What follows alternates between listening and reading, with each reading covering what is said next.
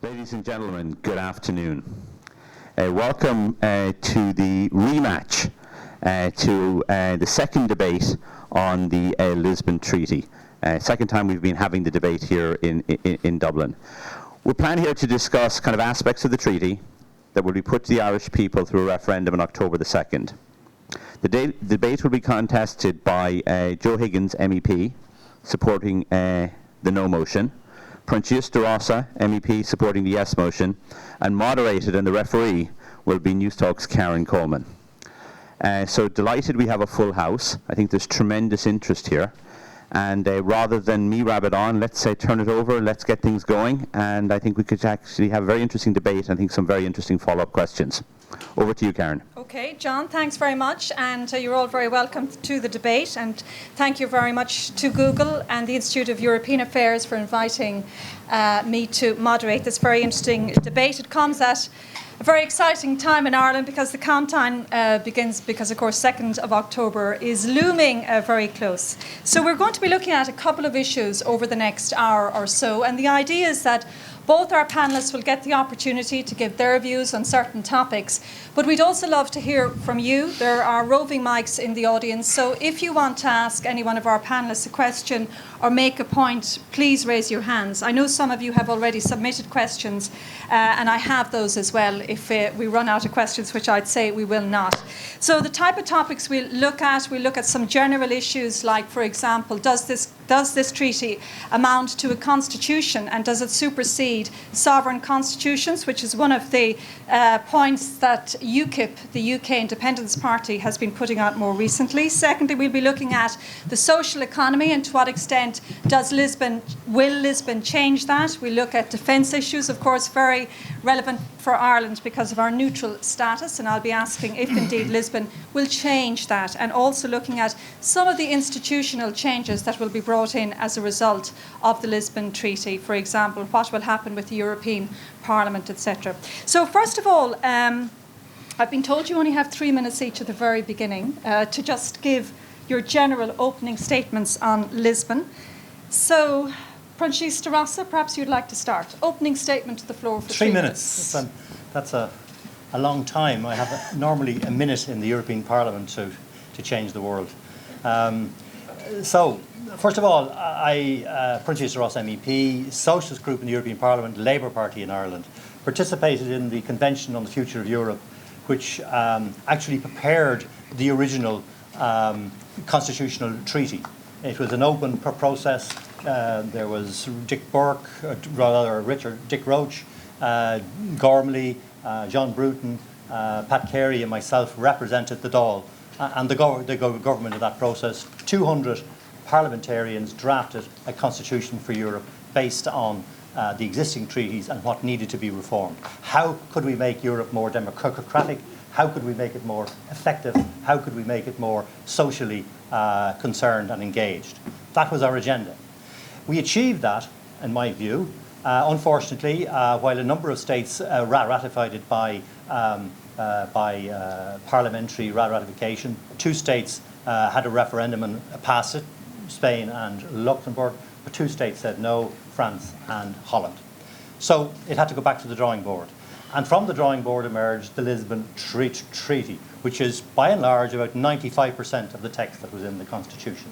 So, I suppose what I should say, that there is nothing in this treaty which damages Ireland or the Irish people, or indeed the people of Europe, in any way. It's intended to make life better for the people of Europe.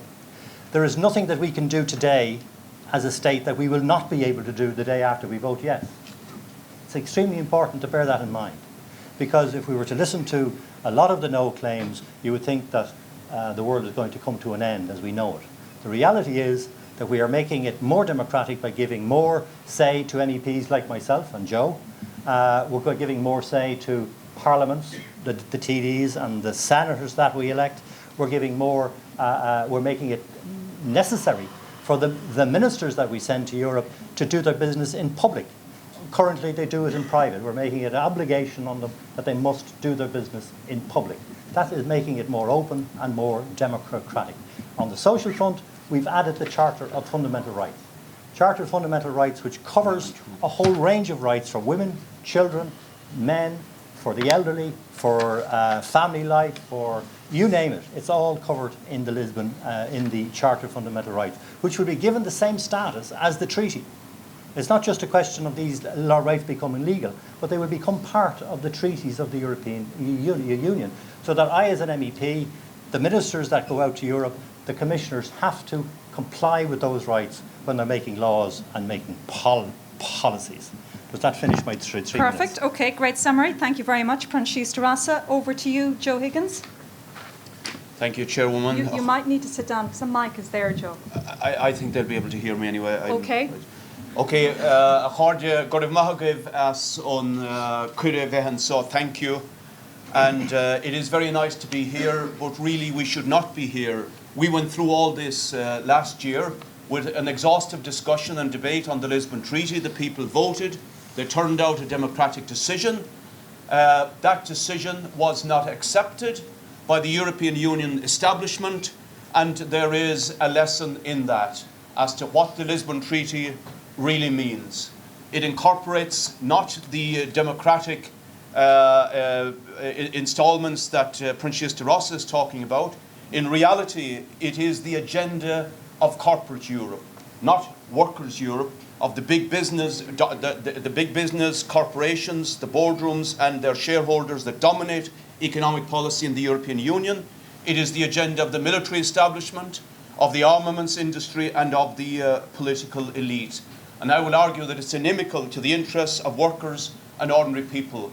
And all you have to see is the massive amount of big business funding that is going behind the Yes campaign to an extraordinary amount. When you see Michael O'Leary of Ryanair, one of the most anti-trade union organisations on the face of Europe, putting €500,000 into the Yes campaign, it is time to be asking questions. And when you have the extraordinary spectacle on Tuesday of the EU Commissioner for Transport on a junket around Ireland on a Ryanair plane being conducted by the Chief Executive, Mr. O'Leary, from Dublin to Knock to Kerry and back to Dublin to promote the Yes side, then it is time to be asking questions. This is the regulator for the entire transport industry throughout the European Union. And here he is jollying around the country with the biggest corporate player in transport, whom he is supposed to be regulating. And the newspapers don't seem to find anything extraordinary in this. Now let me ask you this, you might not heard of, some of you might not have heard of the Bailey brothers, but they're famous developers and notorious for their goings-on in property. If they took the chairman of On Board Pleanála out on a junket for the night, there would be very many questions asked about the conflict of interest and the compromise. So we have to ask these questions. Now, the crisis we have throughout the European Union at the present time in terms of its economic policy results from deregulation, liberalisation, privatisation, the type of policies that are further advanced within the Lisbon Treaty. This is not a democratic treaty. This is a treaty that gives more power to big business. It's a treaty that removes the absolute protection of our health and education services from privatisation in the form of the veto on trade and services. It's a treaty that gives an enormous push to militarisation and a massive increase in the power and spending on the armaments industry, which I find to be quite an obscene situation. Lastly, Chairwoman, far from being an addition to workers' rights, it is in fact the opposite. Unbelievably, a document called the Charter of Fundamental Rights contains within itself the small print which seriously limits the rights of workers and in fact endorses several case laws by the European Court of Justice where they put the right of contractors to make profits above the rights of workers whom they were exploiting. I hope in the course of the debate that we will have time to illustrate these points by reference to the Lisbon Treaty itself, which is really what we must discuss not all this rubbish up on polls about jobs and stay at the heart of Europe, etc., which unfortunately is a distraction from a real discussion on the real contents of the Lisbon Treaty. Okay, Joe Higgins, thank you very much for that. And do feel free to start raising your hands if you want to make a comment. Prionsias de Rossa, I think the point that Joe Higgins made there about this guy going on his junket, as Joe Higgins said, with Ryanair around the country, a man who was actually regulating future EU transport laws, very much aligning himself with Michael O'Leary of Ryanair, and would possibly raise concerns that the yes side is pushing business. It is about corporations and pushing a business side rather than a more socialist framework. Well, first of all, I would have the same grave reservations about the action of the Commissioner, but that action of the Commissioner is not in the Lisbon Treaty. Insofar as action can be taken in relation to that matter, it will result from a complaint to the Commission in relation to it. But you think it was inappropriate that he actually did campaign with O'Leary? Yes, I would have grave reservations about it. But I think the point is we need to stick to the text of the treaty. We're not voting on whether or not a commissioner travelled with Michael O'Leary or didn't travel with Michael O'Leary, or whether big business is putting money into this campaign or not putting money into this campaign. The question is the text of this treaty good for Ireland, good for Europe, or bad for Ireland, and bad for Europe? That's the question. Let's just take that question then. So let me take that point, yeah. You say, okay, could I just point out to you that the Irish Congress of Trade Unions, representing by far the majority of organised workers in Ireland, the European Trade Union Confederation, representing 60 million organised workers right around Europe, not just in the European Union but outside of the European Union as well, all support the Lisbon Treaty. They say that the Charter of Fundamental Rights enhances the rights of workers, makes it more likely that workers can establish rights, trade union rights, and rights to negotiation, rights to membership of trade unions, and so on and so forth. That's their view. They have studied it, they've looked at it. The European Public Services Union strongly supports the provisions in the Lisbon Treaty, which provides for the protection of public services, which under Article 14 and Protocol 26, which does two things. It says in the first instance that public services are primarily a matter for the member state and may not be interfered with by the European Union. And secondly, that it's possible to make regulations at the European level to ensure that this is complied with. Okay. So, the point about this is, I made the point earlier, that we had 200 politicians from centre-left and centre-right, including far-right and far-left, in the convention. The Lisbon Treaty and the Constitution subsequently is a compromise between various political points of view. We achieved the Charter of Fundamental Rights. The right did not want the Charter of Fundamental Rights in the Lisbon Treaty, but we said no rights, no charter, no Lisbon Treaty. We got them. Okay, Joe Higgins, what are your views on that? Prionsias de Rossa believes the Charter of Fundamental Rights protects workers' rights, which has been a huge issue, this business about workers' rights and the minimum wage and everything like that. Absolutely not. 2 points on it. There are groups of workers, 130 Coca-Cola workers, who are out on strike at the present time for the last 4 weeks. Why? Because the Coca-Cola management, which is one of the most profitable companies in the whole of the European Union, said to them, you must take a cut of 50% in your pay. If you don't take a cut of 50% in your pay, we will outsource your jobs to companies with whom we will get subcontracts. And those companies to whom we outsource would pay you the minimum wage. Those workers were put under that kind of intolerable pressure, some of them with 30 or 40 years of service, some of them young men and women starting off their lives with mortgages. Because the managing director looked them in the face and said, by these means I can get 10 million euro extra in profit a year. What has that got to do with the Lisbon Treaty? It has got to do with the Lisbon Treaty, that the Charter of Fundamental Rights being ratified as part of the Lisbon Treaty process would do absolutely nothing to make that kind of disgraceful behaviour by big business illegal. It would not change in any way the plight and the dilemma of those workers. That's the first point. The second point, it is worse than that, however, because the Charter of Fundamental Rights institutionalises several case laws by the European Court of Justice where they found in favour of contractors who were coming from low-wage economies to provide services like construction, for example, in countries like Germany or Sweden or Luxembourg, who were underpaying their workers severely and treating them with worse conditions than what was accepted in the countries in which the services were provided. When it finished up in the court, the European Court of Justice says, no, the freedom of these subcontractors to provide services across borders means they can do that. In other words, they endorsed the exploitation of migrant workers. And the Charter of Fundamental Rights endorses those judgments by the European Court of Justice. All you have to do is read Article 52, paragraphs 2 and 7, which lays down the limitations that it says these rights are not absolute, they are limited.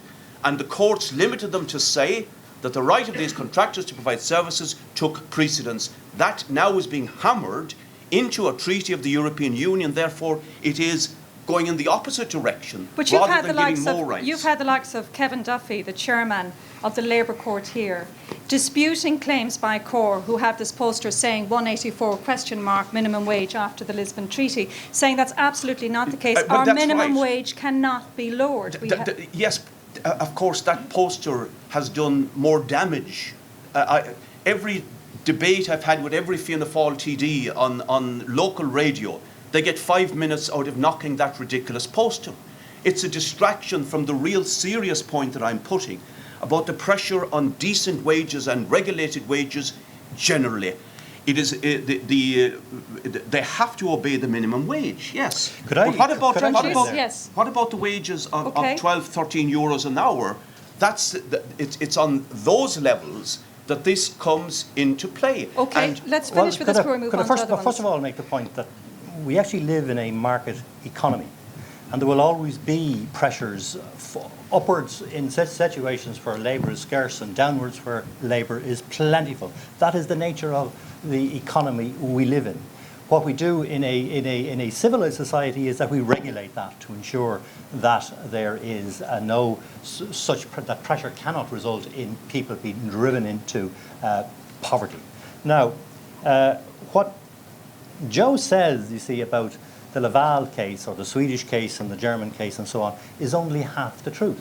And this is the problem I have with Joe's presentation, and indeed other no campaign presentations. They either, and I'm not saying Joe does, but some of them, like the 184 minimum wage, they completely falsify the facts. The second point is that Joe's only telling half the story in relation to Laval.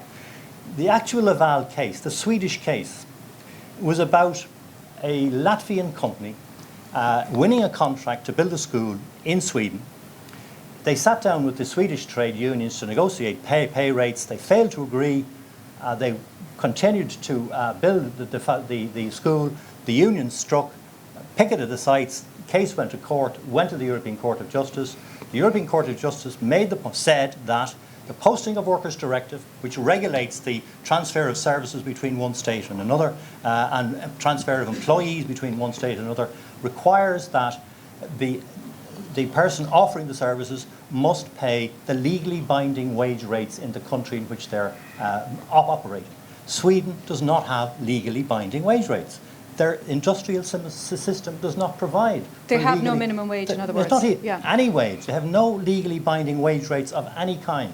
In Ireland we do. We have a minimum wage of 860 odd. We also have registered employment agreements which fixes wage rates between employers and employees in a whole range of sectors in the building industry and elsewhere, and in the catering industry. No employer from Latvia or anybody else could come in here and pay less to an electrician or to a catering worker than the registered employment agreement provides for. But what a point Joe Higgins was making, that it's not really the lower wage, Prionsias But I'm not de talking Rossa, about the lower higher wage. wages I'm as talking, well. These are fixed. These are fixed.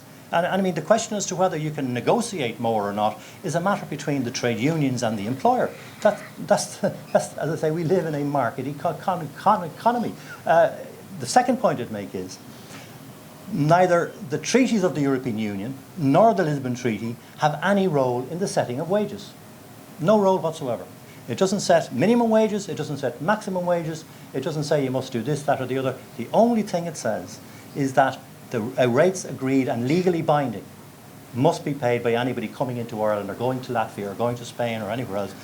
They must comply with the conditions that apply in the member state into which they're transferring their employees. Okay. That's the fact. Okay. Now, I know there are hands going up as well, because there are several issues I want to deal with. But yes, do you want to make a point? Going back to Mr. Higgins' earlier point, I think he hits straight on the mark. For example, exploitation of workers, the Coca-Cola instance. We should try and fight against these. But regarding the Lisbon Treaty, it seems quite clear from your own view and also from the yes side that voting no to Lisbon isn't going to change that any more than voting yes to Lisbon is, because as things stand at the moment, these abuses can be still carried out. Now, the way I understand the Lisbon Treaty is that it's a step towards Europe working better together as a union, and that takes priority at the moment, should be what takes priority over specific ins and outs, which can be reworked once the treaty has gone through, because a legal system and a legislature is alive, so it's constantly evolving. So the question is not a yes vote to Lisbon Treaty would make conditions any worse than they are today for workers. That once we've established the framework which a yes vote would ensue and have a more unionised Europe, we can work forward from there. Okay. Thank you very much for that comment. I want to move on, and I know all of you probably want to come back to that, and maybe we will in the end, but there are several issues we want to deal with. Not least a question, Joe Higgins, if I can put it to you first, which reflects a lot of questions that came in from Google during the week. You do not believe that the guarantees that have been given to the Irish, the various problems we had when we voted no to this treaty originally, are proper guarantees, do you? To be honest, they're irrelevant for the most part, as far as I'm concerned. I mean, I never said last year that abortion clinics would be forced on the Irish people if we voted yes. In fact, I happen to believe that women should have the right to choose in this country, and that it's utter hypocrisy to say that 6 or 7 or 10,000 women must go to Britain every year for a termination of pregnancy. But many people on the no side pointed that out, and CORE are doing it again this year. And then the politicians were telling me that people were saying that some people on the no side were saying there would be conscription if we voted yes. We never said that.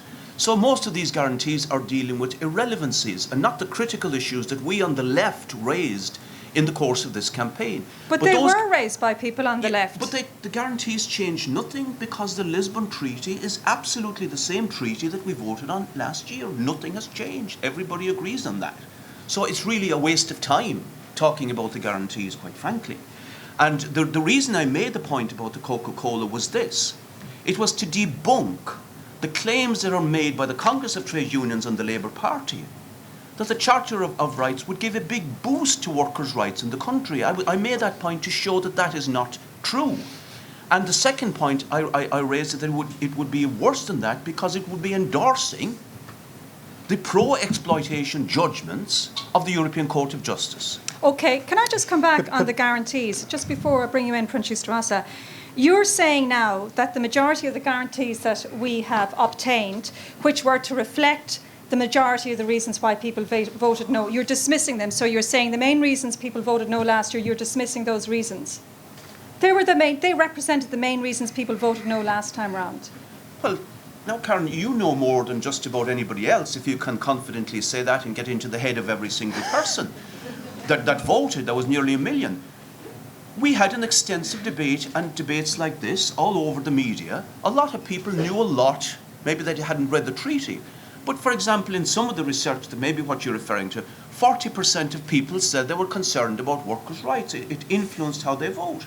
Other people said other things. Other people said we didn't understand it. So there was a myriad of reasons why people voted yes or voted no, as the case might be. But I said, the first day in Brussels that these were printed, and I read them, I said they're irrelevant. They change nothing in the treaty, and they don't answer any of the arguments that we put on workers' rights, on the thrust to militarisation, and on the new push for more neoliberal and right-wing economic policies. Okay, Prionsias de Rossa.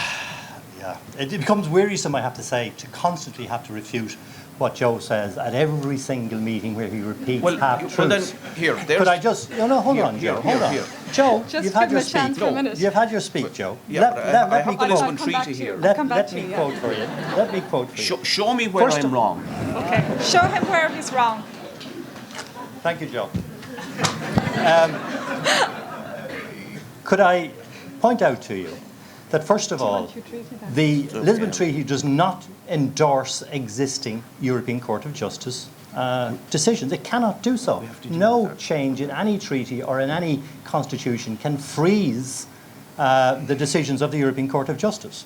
What will happen when the Charter of Fundamental Rights have the same value as the rest of the treaty is that you then open up the possibility that the terms of the Charter of Fundamental Rights can be brought to the European Court of Justice and say, look, you made a decision back in the year 2000 on this, we disagree with it, we think you're wrong, you must take this new condition into account. Okay. That's what will happen. So what about the guarantees? Because we spent a lot of time on the Charter, The guarantees that we've been given. Could I just say, on the guarantees, the guarantees are legally binding for a start. There's an international agreement made by 27 member states to be lodged with the United Nations as an international agreement saying that the treaty does not interfere with Ireland's position on neutrality, does not interfere with the Irish position on abortion, does not interfere with the Irish position on corporate tax, and does not interfere with the Irish position on education. There may be another one that I can't recall. In addition to that, separate from that, there's a decision by the European Council, that's the European as a whole, because the heads of government meet in different formations, have said that the commissioner issue will be resolved, that there will be a commissioner for each member state ad infinitum. Now, Joe made a big issue in the last campaign. I sat at tables like this with him, where he believed that the loss of a commissioner for Ireland was the beginning of the end of Irish freedom and sovereignty. Now he ignores that. That's resolved, and that's ignored. So the reality is it may be irrelevant to Joe that the issue of taxation and the issue of abortion and the issue of education and so on have been guaranteed.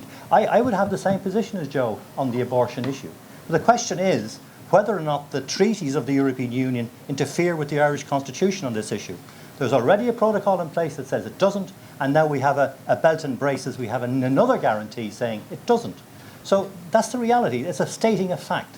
That is to reassure the electorate that they were misled on the issue of these in relation to taxation. They were misled on the issue of abortion and on the issue of education, and we resolved the issue of the commissioner. Now, in my view, that is an important difference, and particularly in an important change of context. We were riding high the last time economically when we voted on this, and a lot of people said to me, oh, we don't need the European Union anymore.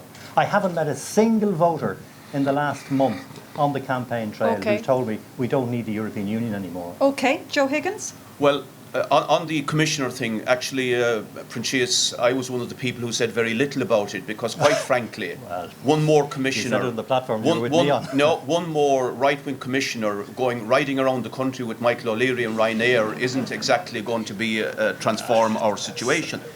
But nonsense. It's a nonsense argument.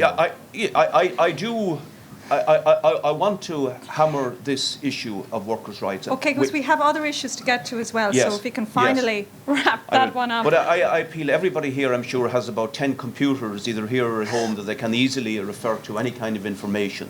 I appeal to people, just get the Charter of Fundamental Rights, the 2007 version, open up Article 52 and study paragraphs 2 and 7. And then study the official explanations that were produced by the European Union to tell us how we should view the Charter. And you will see that my claim is absolutely borne out. And I'll say it in 2 or 3 sentences. The official explanations that the EU published in 2000, the same year as the Charter, stated that there were limitations on the rights that were laid down in the Charter. They were not absolute, so they weren't really so fundamental after all.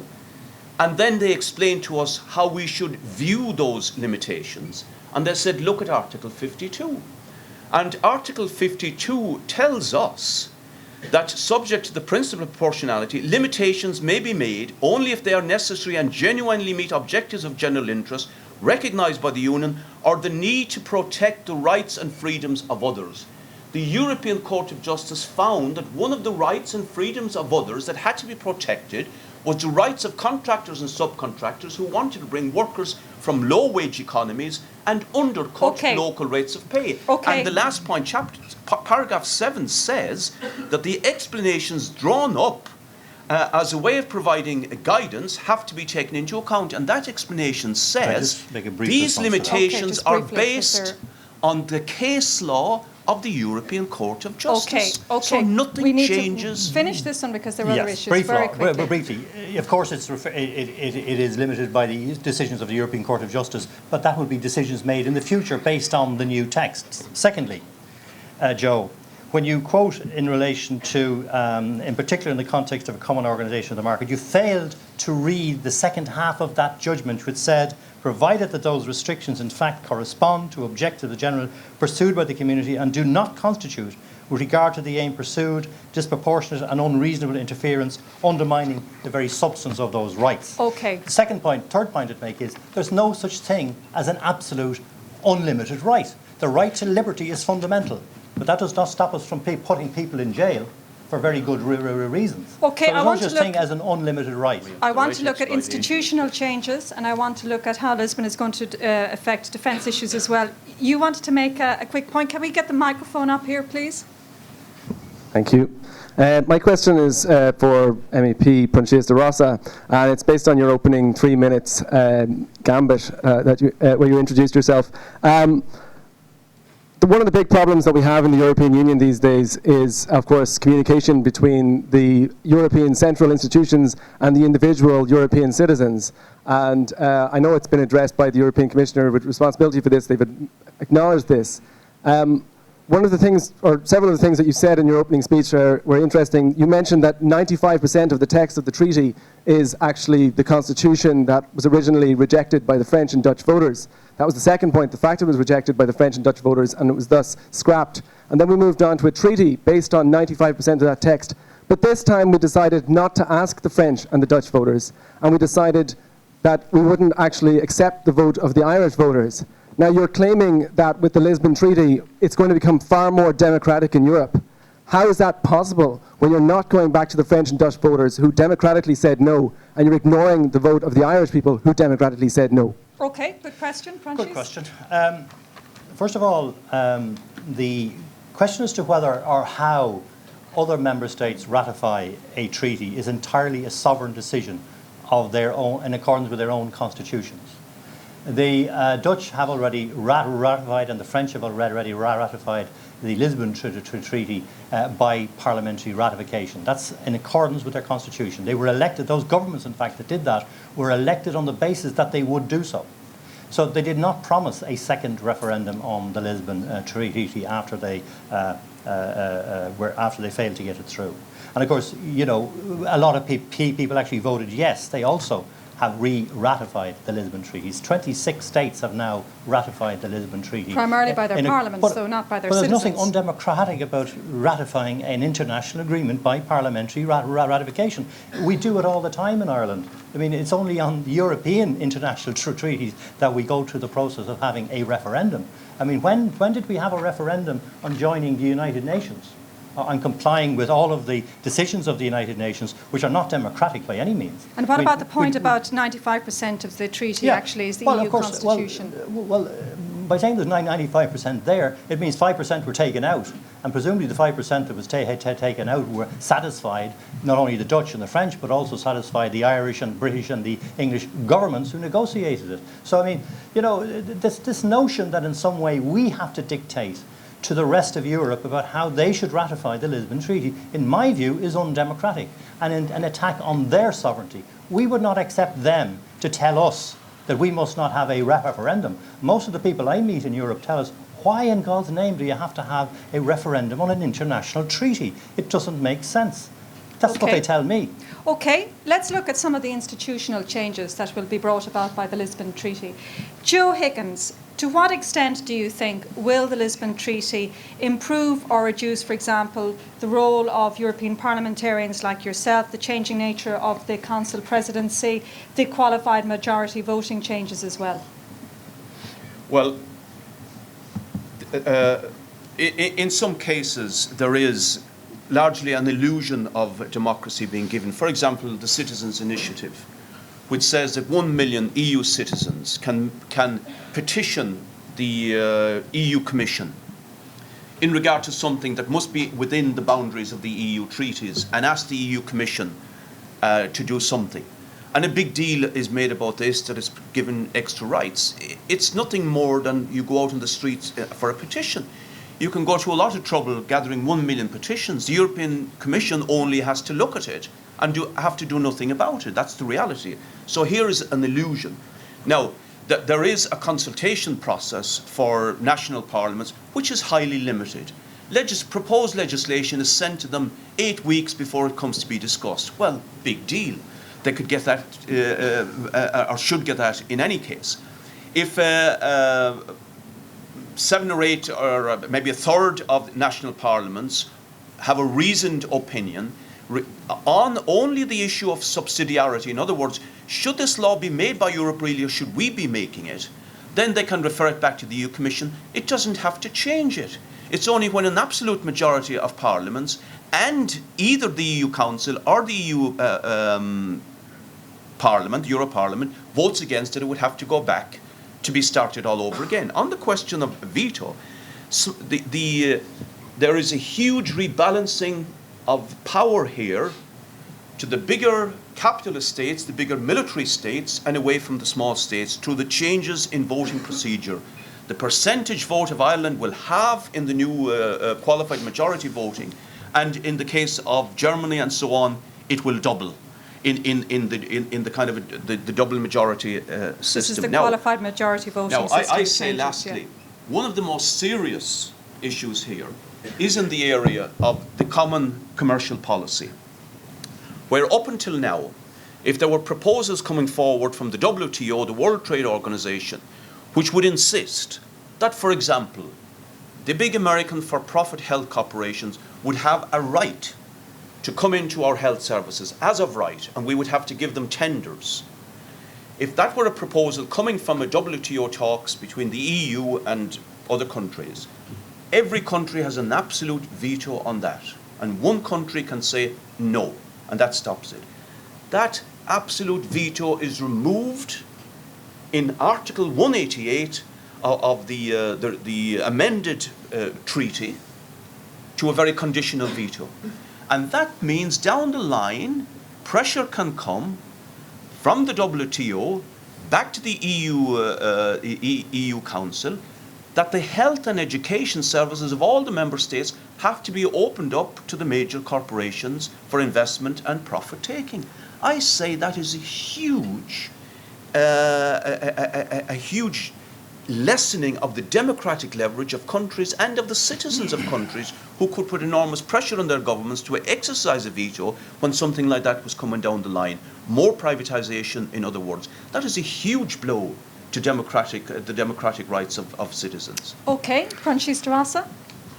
Well, first of all, I suppose the fundamental difference between me and Joe is that Joe sees the European Union as a conspiracy against the people, whereas I see the European Union as a union, an association of states voluntarily agreeing to share power in certain areas, not in all areas, to improve the lives of their people and to try and help improve the lives of the people in the rest of the world. For instance, I mean, you know, for the first time ever, the European Union treaties are committing itself to eradicate poverty in the world. I mean, you know, it's never been done. I don't know of any other association of states have committed themselves to that. I mean, and there's a whole range of other things there. But so, what I mean, about the changes in qualified majority voting that will give Ireland less say? Let me come to that. You see, again, I don't understand why Joe takes this view, because it's simple arithmetic. Because it's in the charter. Sorry, well, let me just correct you, Joe. Let me just correct you. The treaties actually changed the voting in the Council. This is the Council of Ministers. At the moment, Ireland has 7 votes out of 345 votes. Maybe it's 300. I think it's 345 votes.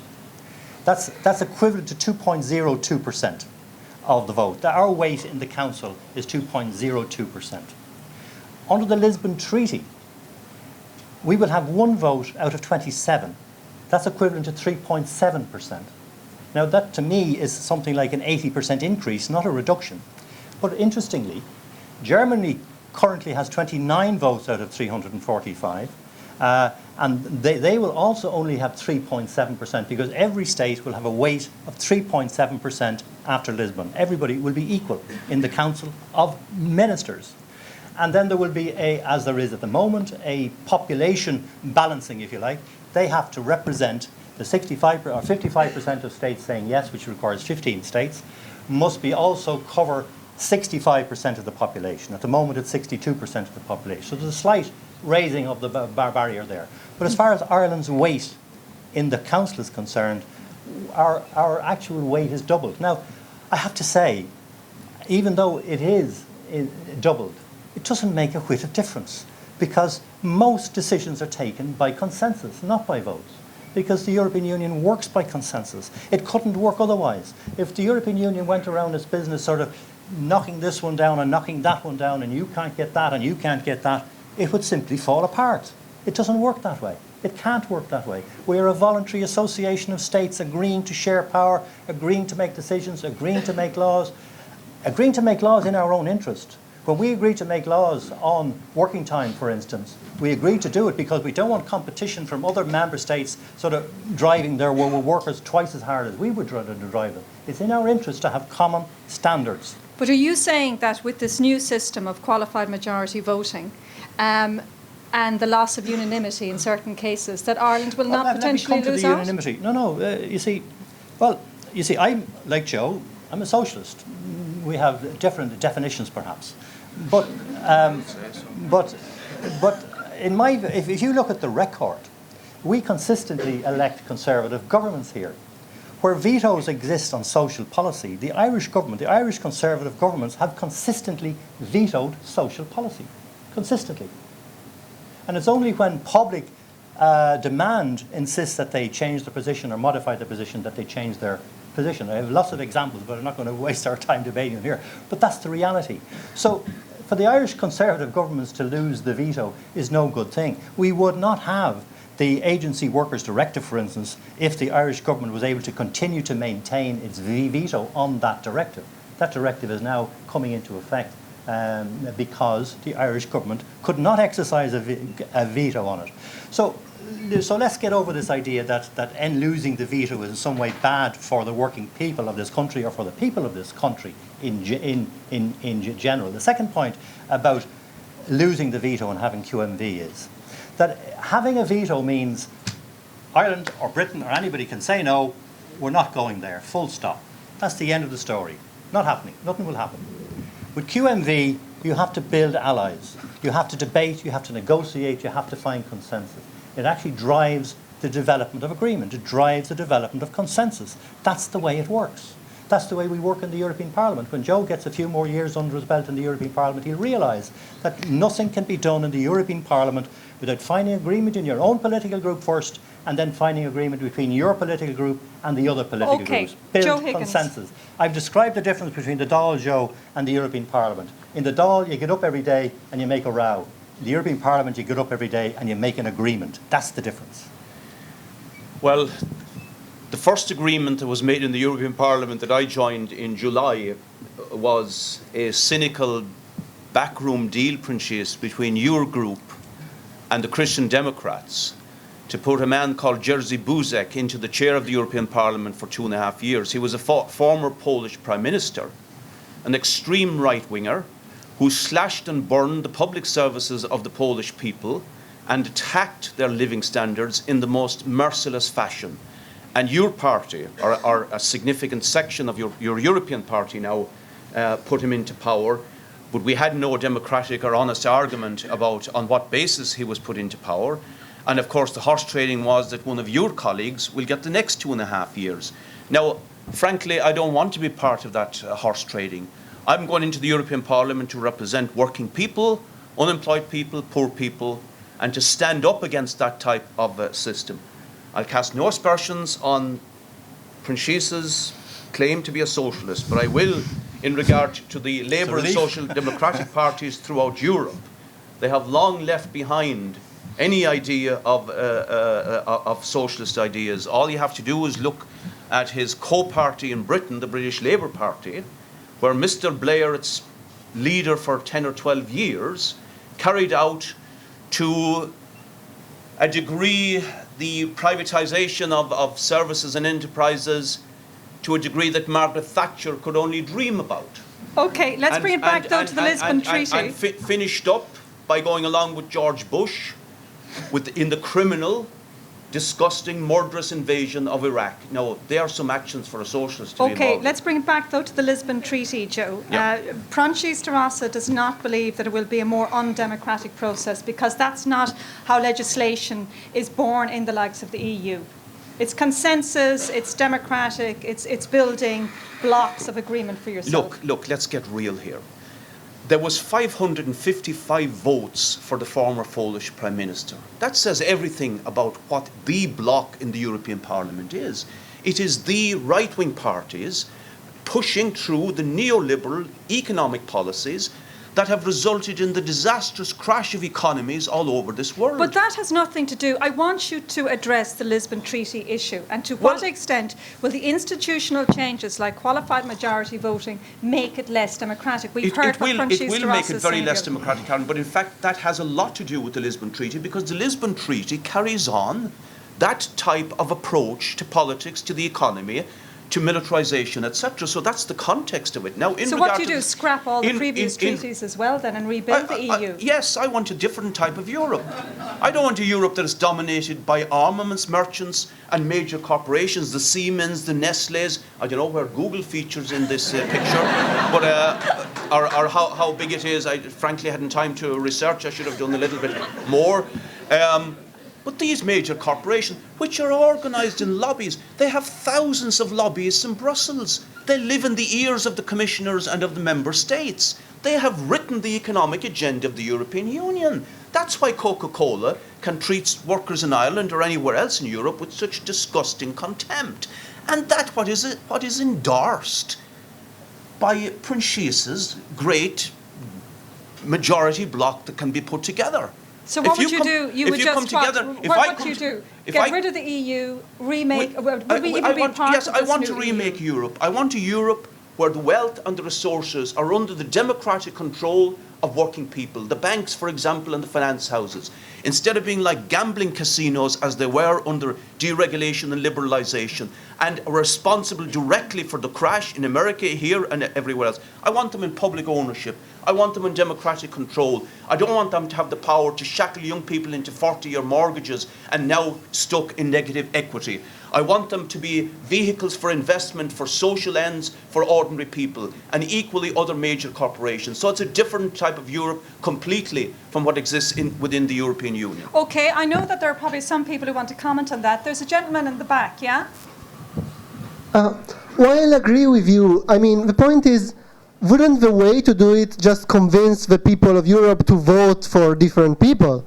It's like they voted that parliament and it was mostly right-wing, unfortunately. It's unfortunate for me, but, I mean, the point is scrapping the treaty going to be better in any way? To do a new Europe, you just need to convince everybody to vote for more left-wing parties, if you can. Yeah, could I come in here? Because I think, you see, you touch on a very important point, because the direction that the European Union takes is driven by general elections. It's the governments that the people elect appoint the commissioners. The people, the MEPs that people elect, obviously, depends on their political affiliation. In the year 2000, when the convention that I spoke about earlier was being talked about to be established, and when the Charter of Fundamental Rights was actually created, of the 15 member states, 11 of them were social democratic governments. Now, out of 27 member states, 20 are centre-right. The social democrats are only in 7 of the governments. To believe that by saying no to Lisbon, which was created and debated and formed under a majority social democratic European Union, could be improved in some way by voting no, when you have a union which is dominated by a conservative commission, a conservative council and a conservative parliament, is quite frankly illogical and politically crazy. Okay. Now, we did start 10 minutes late, so I'm assuming we can go on for another 10 minutes. If we can just address one of the other major issues which has caused a lot of concern for people, especially last time round, was to what extent would Irish neutrality be affected by the Lisbon Treaty? As we know, there are some people who don't think Ireland should be neutral. Others think that they want to hang on to it. And this was a major issue. You know very well, of course, we've got a guarantee that our neutrality will not be affected. Joe Higgins, so there you go. We have a guarantee now that neutrality won't be affected. Okay. The treaty, yes. Yeah, no, it is true that this country can decide to opt in or out to military actions or anything to do with military Europe. That's absolutely true. Now, many of us would raise a question as to whether this country and its successive governments was ever genuinely neutral. If you allow hundreds of thousands of American soldiers to use one of your airports to assist them to invade a country like Iraq and carry out a murderous occupation there, are you really neutral? I don't think so. But let's agree, you have to opt in, you can opt in or out. Does that mean that should be the end of the story? Absolutely no way, because we are talking about the future for the 27 countries of Europe and indeed the future direction of our world.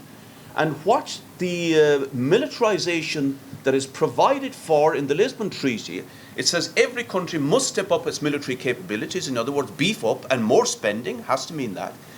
And then for the first time, it gives a treaty basis to the European Union armaments industry by including the European Defence Agency as an official part of the European architecture. I say that is reprehensible. The European armaments industry is the guilty secret that the EU democratic leaders never eulogize because it's the ugly face of European capitalism.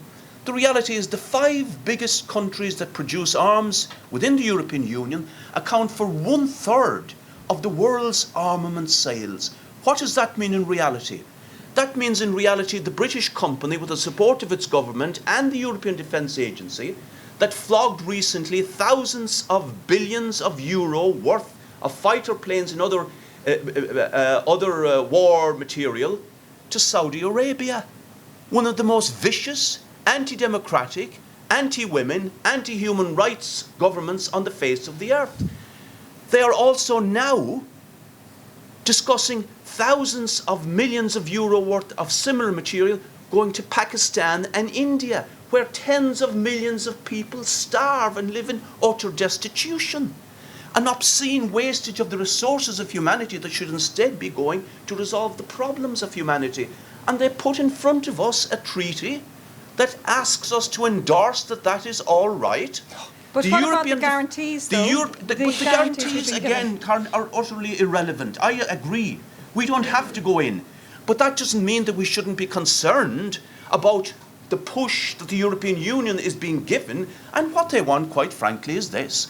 The European Union, the major corporations, the political establishment that represent them, they want to be able to go on the world stage with the same kind of clout and weight as the United States or China as they jockey in the decades ahead for markets, for raw materials, and for political and economic influence. That is why they want to beef up the military in the way that they do. Okay. That is not how we get a peaceful world. We get a peaceful world by resolving conflict and ending the causes of conflict, which is poverty and destitution, and we do that by redirecting resources, not by creating more weapons of horrific mass destruction. Okay, Prionsias de Rossa. You know, that's a great lecture about the arms industry, and I don't disagree with him on the arms industry. The fact is, however, the Irish Republic has an army. It needs, in order to be reasonably well armed, it needs to have weapons which our defence forces can defend itself with and defend the people it goes to defend in Chad, for example. It needs to be able to have armoured personnel carriers which will resist roadside bombs. It needs to, I mean, the notion that in some way you can sort of click your fingers and we will have a peaceful world and an arms-free world, again, is unreal. I want the same kind of world that Joe wants, an arms-free world, a nuclear-free world, a peaceful world. But how do we get from where we are today to there. But the point question. Joe is making, that the treaty is enabling an increase in the armaments industry you within have certain to countries really in the have EU. a very paranoid view of the world to believe that. Well, some But people do, and well, maybe justifiably unfortunately, so. yes, and I think Joe is sort of capable of reading the treaty and is capable of telling the truth about the treaty if he chose to. The objectives of the European Union is peacekeeping, conflict prevention, conflict prevention, peace enforcement in some cases, humanitarian aid. The European Union is the biggest deliverer of humanitarian aid in the world, the European Union. I mean, the European Union does not buy or sell arms. It cannot. It does not have a budget to buy and sell arms. It does not have an army. Anything that the European Union gets involved with in partnership with the United Nations has to be delivered by the member states. If we are going to go to Chad, as we have done, to participate in protecting those who have been forced from their homes, 400,000 people forced from their homes as a result of conflict, we need to be able to do it effectively. Yes, but we also know that within the EU, Prionsias de Rossa, there are countries there in whose vested interest it is to build an armaments industry. Just as there are ourselves and 5 other member states in the European Union are neutral states. So in various ways. In fact, one of the neutral states is also an arms producer, Sweden. I mean, look, I really, my respect for Joe is strained, I have to say. Okay, just very quickly. In this debate, will the Lisbon Treaty lead to an increase in the militarisation of the EU? No, militarisation is a propaganda word. That's the first thing. Ireland is not a militarised society because we have an army. I mean, it's a nonsense. The second point I'd make is the European Defence Agency already exists. It was established some years ago by the Council, by the heads of state of the European Union, including the Irish government, and we participated in it from its foundation. We're there. It hasn't resulted in the European Union becoming a militarised union, nor in Ireland becoming a militarised state. Okay. What we're doing in the treaty is we're formally establishing that agency so we can make it accountable. Okay. It's not accountable at the moment. Under the Lisbon Treaty, it will be accountable. Does anybody want to make some comments before we go back for a final question to each one of our panellists, which is about jobs? Yes, lady down here. On the point about militarisation and the militarisation, if it exists or not, of the EU under the Lisbon Treaty, as I understand it, the defence forces are purely for peace support operations, peace enforcement operations. But in some cases, are those not going to be supporting individual agendas of particular member states, or are they actually aggressive? Okay, Joe Higgins. Of course they are. What are the French troops doing in Chad? Supporting a dirty right-wing dictatorship. That's what they're doing. Why? In the interests of the economic interests of French big business and Sarkozy and company. Absolutely. Now, Prionsias, I'm afraid, you see, is contradicting himself, because he wants an arms-free world and a peaceful world, but then he says, or he's implying, that he has to support, to get an arms-free world, the creation of more armaments. So it's a contradiction. The European Defence Agency is to promote research and development in armaments. That's its role. Now, the research and development isn't about can you make baby strollers out of tanks? It's about, can you create a Hellfire missile, which is actually one of the companies is working on at the moment. They had a problem with their Hellfire missiles, that it used to go straight through buildings and didn't kill everybody inside. But now they have designed one that will actually stop the minute it gets in, and with all the paraphernalia send out shock waves that will kill just about everybody inside. Whether it's so-called enemy or more likely women and children. That's what the European Defence Agency is about. No, and the it's second, not, Joe. The second point, Joe, excuse me. Sorry, Excuse me. Excuse me. I'm sorry, Joe. I can't accept that.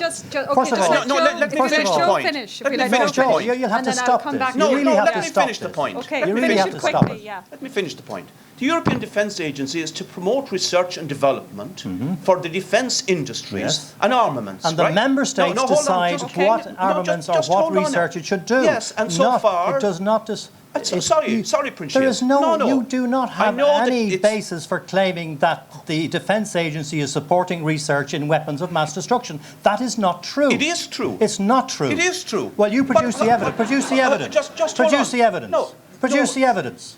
You're saying it's true, now produce the evidence. Finish first. Have you got the evidence? He doesn't have the evidence because it's not true. Sorry. He's asking you to produce the evidence to make that claim. Well, look, I hadn't time to go over to Brussels and bring it back with me. Oh, come on. Okay. No, hold on. On, this Joe. is a very serious point. It is very serious. No. The European Defence Agency was set up to promote research and development in armaments. That's about creating more vicious and more destructive weapons. And the second thing, just go on to its website. The second aim of it is to create a competitive European arms industry market. In other words, to go onto the world stage and to flog more armaments and compete better with the Americans. Okay. And you tell me that's not about promoting armaments? I want to just I said it's not about promoting armaments of mass destruction. Well, you're claiming. Well, I actually didn't use the term mass destruction. You used it. Just one final question to wrap things up, because I know that you can look at the we're tape, just Joe, about... and you'll find that you used it first. As we know, one of the biggest concerns at the moment is whether we're going to lose jobs. Is whether we're going to lose jobs. If the yes side say, if we say no to this Lisbon Treaty second time round, it'll be disastrous for us. We'll lose jobs, and we'll be pariah states out there in the age of Europe.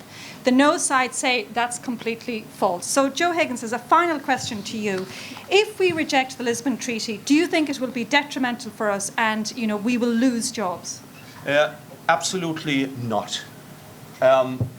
This is a disgusting fear tactic that is being put abroad in order to terrify the Irish people into voting yes, and to avoid and distract from a discussion on the real issues within the European Union. Now, I have to say the ironies in this campaign are rather rich.